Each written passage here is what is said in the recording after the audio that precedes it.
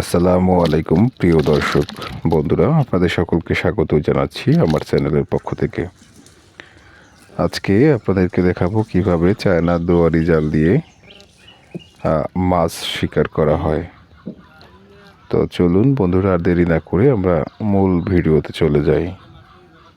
নৌকো নিয়ে জাল পাত্তার উদ্দেশ্যে রওনা হলাম এই একটি নদীতে। এটি একটি বদ্ধ জলাশয় বলতে পারেন বা হাওরও বলতে পারেন সেরকম।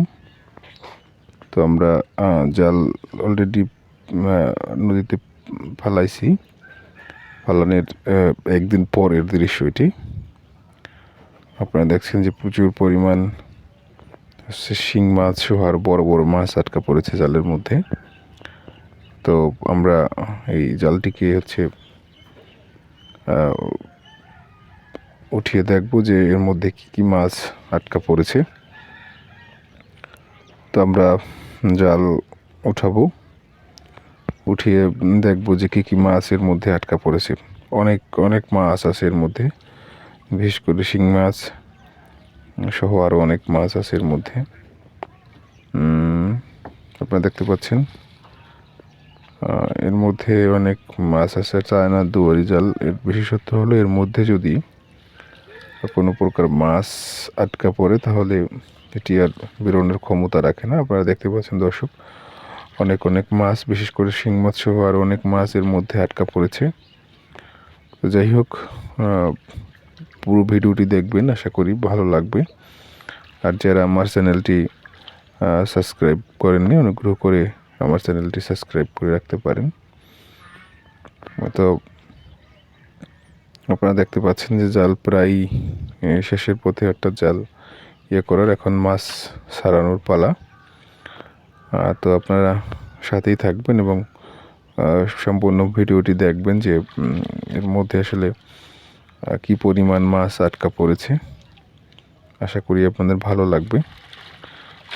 অনেক অনেক মাছ কিন্তু জালের মধ্যে আটকা পড়েছে। তো আমরা এই মাছগুলো করব, অর্থাৎ এটিকে বলা হয় যে মাছগুলো আমরা আলাদা করে রাখবো।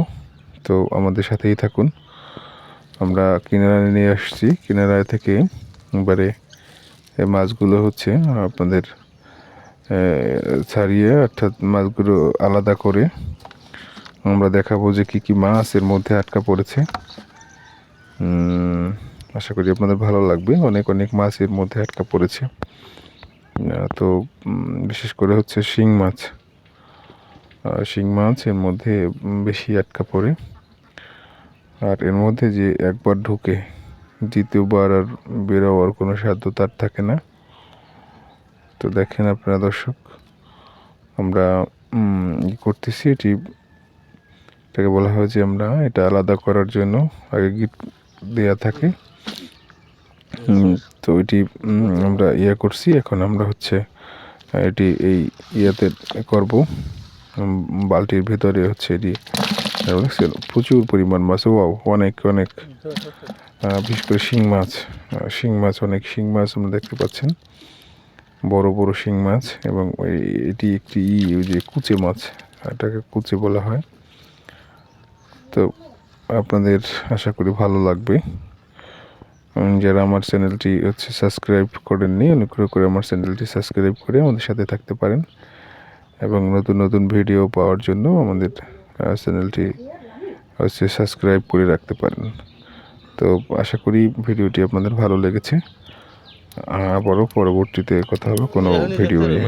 সে পর্যন্ত আপনারা সকলে ভালো থাকবেন, সুস্থ থাকবেন এবং আমার চ্যানেল BD9 বাংলা এর সাথেই থাকবেন। ধন্যবাদ।